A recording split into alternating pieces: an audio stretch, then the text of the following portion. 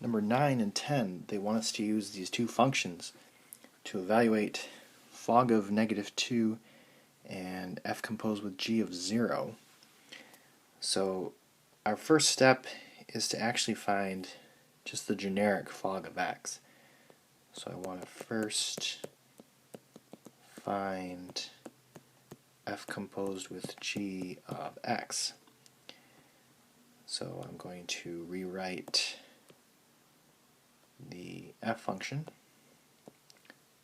just with an open parentheses instead of the x, and 4 minus x squared, and if I simplify that, then that's going to be equal to 8 minus 2x squared minus 3, which is equal to 5 minus 2x squared.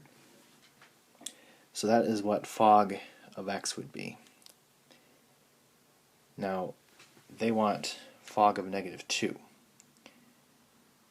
So again, this was fog of x, f composed with g of -2.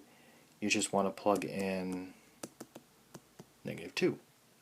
So 5 minus 2 times -2 squared. If you type that into your calculator, you get -3. And that'll be your answer.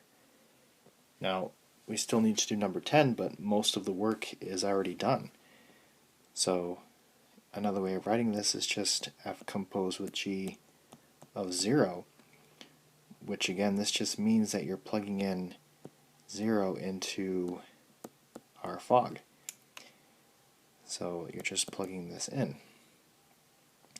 So 5 minus 2 times 0 squared, that's just going to be 5. And that'll be your answer.